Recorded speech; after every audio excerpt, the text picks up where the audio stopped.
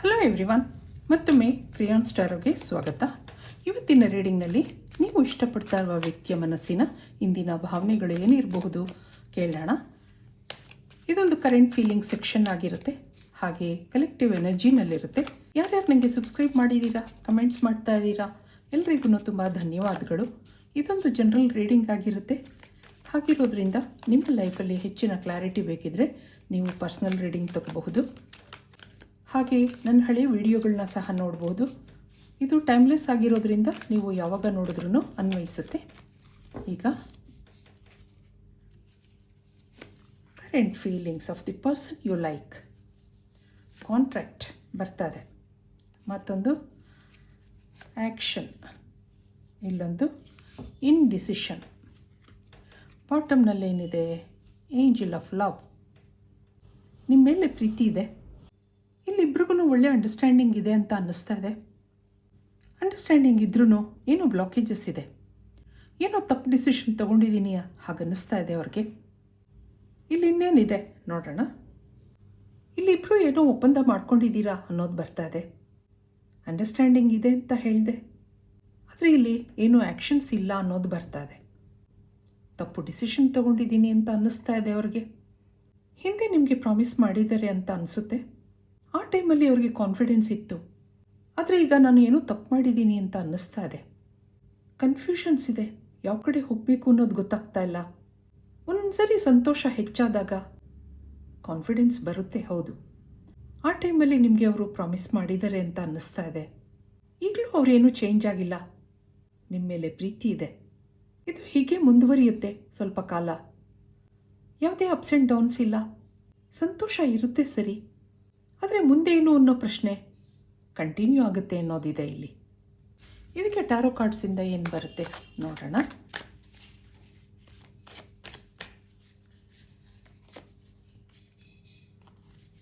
Eight of swords ಬರ್ತಾ ಇದೆ, ಮತ್ತೊಂದು ಕಿಂಗ್ ಆಫ್ ಪ್ಯಾಂಟಿಕಲ್ಸ್, ಮತ್ತೊಂದು ನೈಟ್ ಆಫ್ ಕಪ್ಸ್.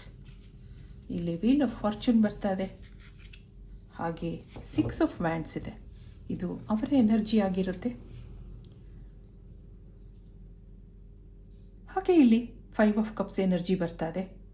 ಏನೋ ಡಿಸ್ಟರ್ಬೆನ್ಸ್ ಇದೆ, ಲೋ ಫೀಲ್ ಆಗ್ತಾ ಇದೆ. ನಿಮ್ಮ ಜೊತೆ ಸಂತೋಷವಾಗಿದ್ದಾರೆ, ಖುಷಿಯಾಗಿದ್ದಾರೆ, ಆದರೆ ಅಲ್ಲಿಂದ ಆಚೆ ಬಂದಾಗ ಏನೋ ಬೇಜಾರಿದೆ.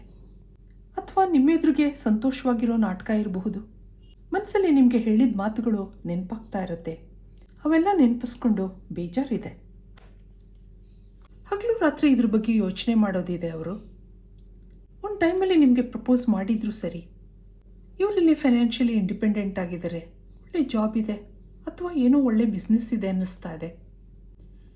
ನೀವು ಅವ್ರ ಪ್ರಪಂಚ ಆಗಿದ್ದೀರಾ. ನಿಮ್ಮ ಜೊತೆ ಇದ್ದಾಗ ಸಂತೋಷ ಇರುತ್ತೆ, ಏನೋ ಇನ್ಸ್ಪಿರೇಷನ್ ಇದೆ, ನಿಮ್ಮ ಜೊತೆ ಮುಂದುವರಿಬೇಕು ಅನ್ನೋ ಆಸೆ ಇದೆ.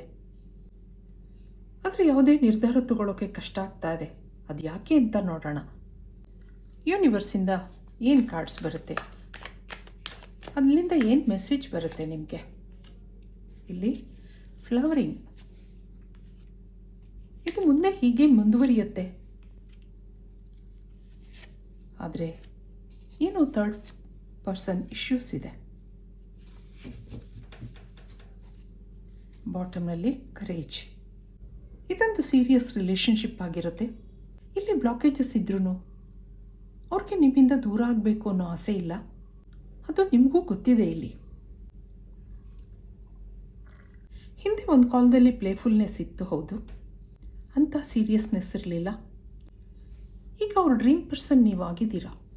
ಸ್ಲೋ ಮೂಮೆಂಟ್ಸ್ ಇದೆ, ಏನೂ ಸರಿಯಾಗಿ ಆಗ್ತಾ ಇಲ್ಲ, ನಿಮ್ಗೆ ಅವ್ರು ಏನೂ ಡಿಸಿಷನ್ ಕೊಡೋಕ್ಕಾಗ್ತಾ ಇಲ್ಲ.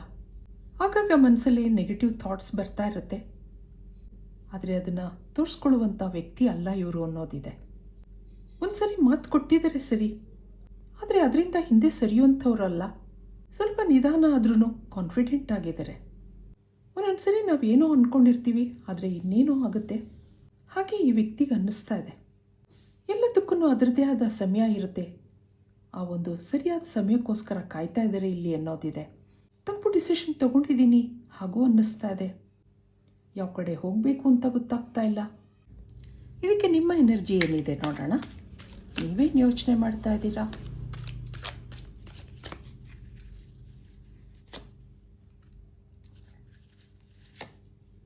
10 ಆಫ್ ವ್ಯಾಂಡ್ಸ್ ಬರ್ತಾ ಇದೆ, 2 ಆಫ್ ಸಾರ್ಡ್ಸ್, ಹಾಗೆ 7 ಆಫ್ ವ್ಯಾಂಡ್ಸ್, ಮತ್ತೊಂದು fool card, ace of wands, ಬಾಟಮ್ನಲ್ಲಿ 6 ಆಫ್ ಕಪ್ಸ್ ಇದೆ.